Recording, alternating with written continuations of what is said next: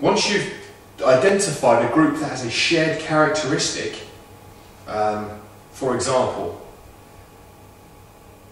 scratch that, I'm not going to give examples.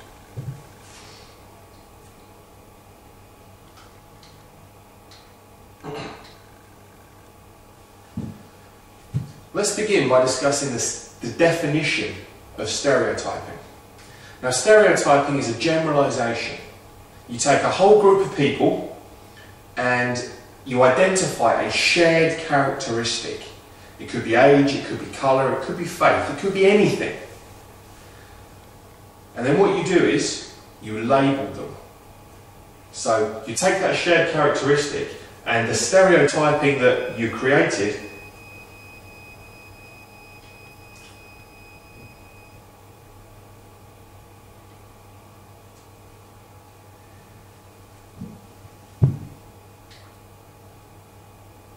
once you've created your stereotype, once you've identified a group of people by a particular characteristic, what then tends to happen is labelling. And it's usually a negative idea about the people you have labelled, often with little justification. You could talk about all young black guys, you could talk about all people who are ginger, you could talk about all Nigerians, you could talk about all white guys with short hair and tattoos, you could talk about any different group. And essentially you could label them all negatively based on the fact that they all look the same in many cases, when they are all actually, as we've already discussed, very, very strongly individual. Why do we use stereotypes? Well, we all use stereotypes to some extent, and the reasons for it are they help us deal with differences. It's very, very difficult for the human mind to work differences out in some cases. And it's more comforting in many cases just to be able to just see a whole group of people, identify one characteristic, and then you put them in a nice tidy box where you can then do the calculations about how you're going to behave with them. They help people form group identities. Those group identities can be both positive as well as negative. However, when people are stereotyped, it is usually negative. The use of stereotypes, as I've already alluded to, makes people feel safe or secure. They have a handle on a particular group. When they think one thing about a whole range of people who share a characteristic, they feel safe, they understand, like I say, they've got that handle there. The big problem here is they allow people to think they can justify their actions. When you have a whole group of individuals that share a characteristic, and you can label them negatively, it then becomes acceptable. You can use that label to justify whatever it is you're going to do to a whole wide bunch of people. This happens in history and it keeps happening. Now, let's talk about the effects of stereotyping and labelling. Maybe you have been stereotyped, maybe you're part of a stereotypical group. Think about for a moment how it made you feel.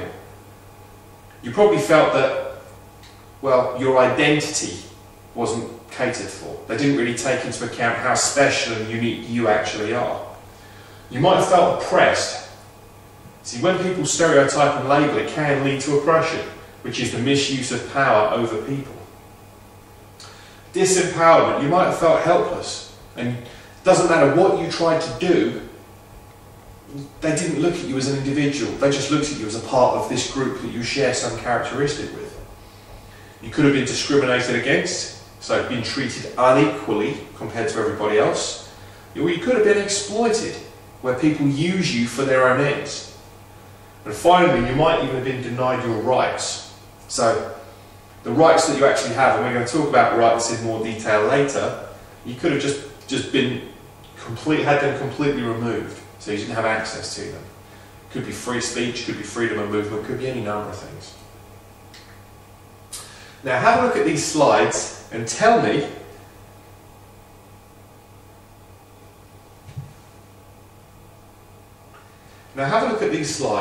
and see if you can identify for yourself the stereotypes that you might hold about them. Ready? Okay. A young hoodie. What do you think the stereotype is for young people wearing hoods?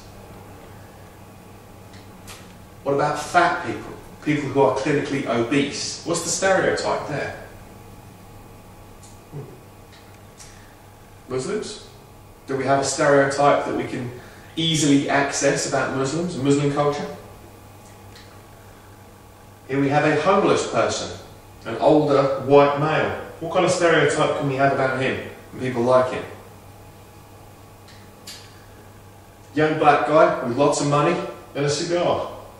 Seems fairly well dressed. What's the stereotype here? It could be surprising. The answers that you've given yourself for these slides will be indicative of the kind of stereotypes that you could actually hold. Now let's talk about prejudice. Prejudice means to have bias. In other words, you've got a preconceived idea, which is what bias is.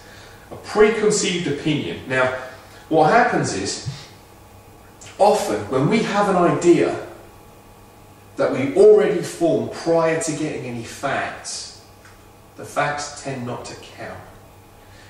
If you ever tried to argue against somebody who is already biased, you'll find it's virtually impossible. It's very difficult. People become very emotionally connected to their idea. And when you attack the idea, they take it personally as if you're attacking them, even though you might just be trying to change their mind and give them some education about facts and figures, let's say. So, the problem with prejudice is that it's a preconceived idea that is usually immovable. And as a direct result, prejudice leads us to hate.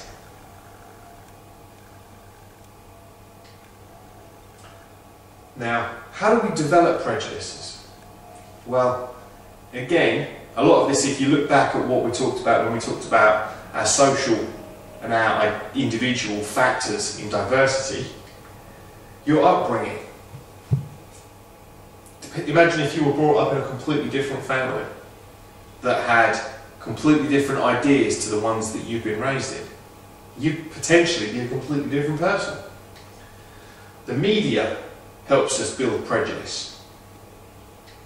Our friends and colleagues, depends on the people who we associate with, people we spend a lot of time with, do tend to rub off on us. Any community groups that we're a part of, again, possibly help us to develop prejudices. And your personal experiences, I think this is really more powerful. If you've had a bad personal experience with, say, people from London, take me as an example. If you had a bad experience with 6 people from London, you've met 6 and all 6 people wronged you in some way. When you meet the 7th Londoner, it's quite natural for you to have some certain reservations there. So, personal experience